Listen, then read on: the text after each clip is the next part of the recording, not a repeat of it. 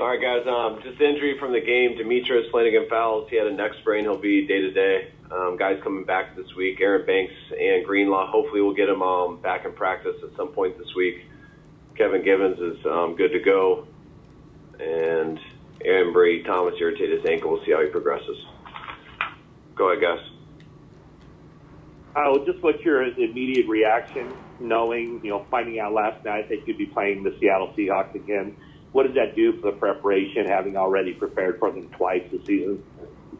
Really all it did was make us lose Monday because we found out we were playing Seattle, and we know we're playing Saturday. So once we found that after the game, we quickly realized that Monday was going to be Tuesday for us, so we just got right to that point.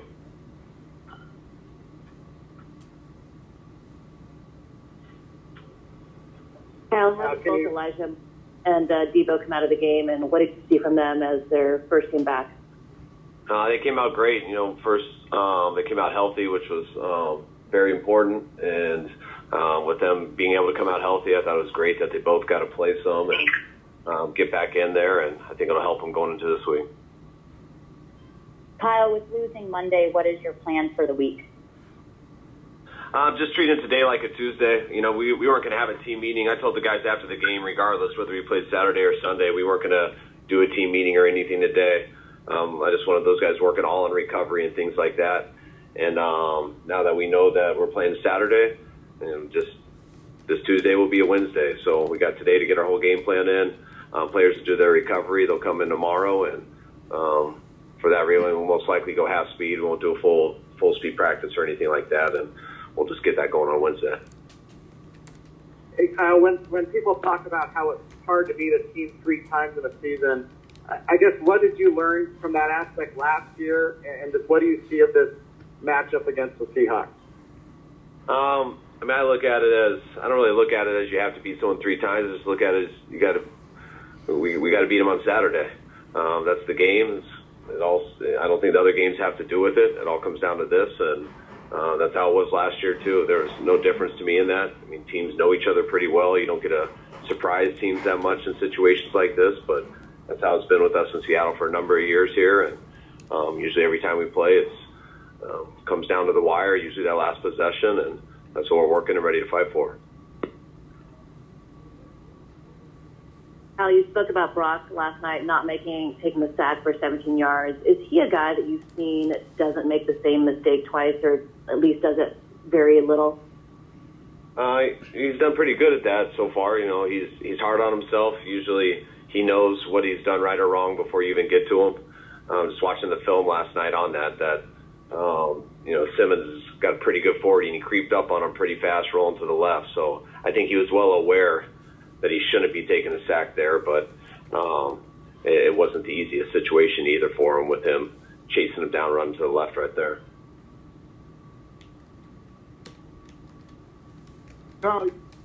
Pete Carroll is the coach you've gone up against the most, obviously, as a head coach. What is your relationship with him like? And I guess particularly the aspect that he's more of the defensive guy and you the offense.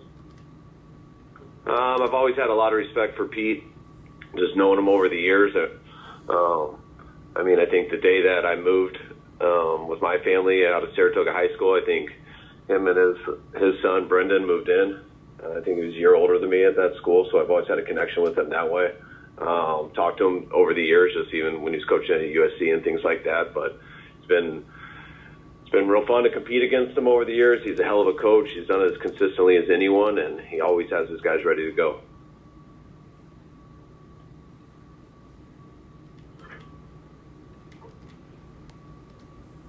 Have you gotten any head coaching requests for D'Amico or GM requests for Adam Peters? Denver put in a request for D'Amico, and which team? And Tennessee did for AP from Adam Peters and Rand Carthon.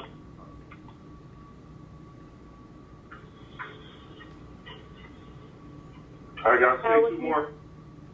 What can you say about Jimmy Ward and how he's kind of fit into your nickel spot? And when did it really seem to click for him where he was feeling more comfortable? I think each week he gets more and more comfortable.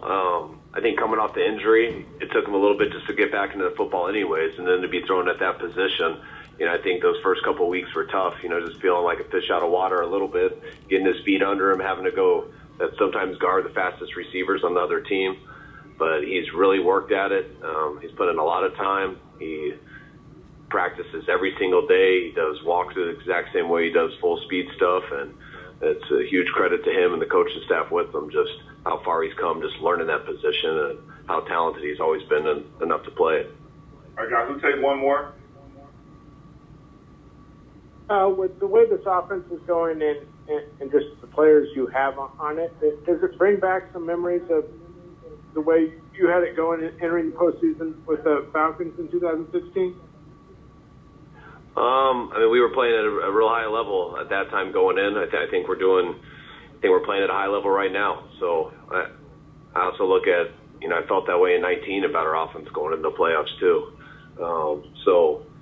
I think you need to be doing that, especially to have a chance to get through these games. But nothing really matters how you're doing going into it. It's how you do that first game. And if there is a first game and you play like you're capable, then you get the privilege for a second game. But this season can end fast, and that's why these playoffs are such a big deal, and that's why they're so fun to watch for everybody, because it's just one game, it's just one moment, and we got to do everything we can for the next 6 days to get ready for that. And when we get to those 3.5 hours, just cut it loose.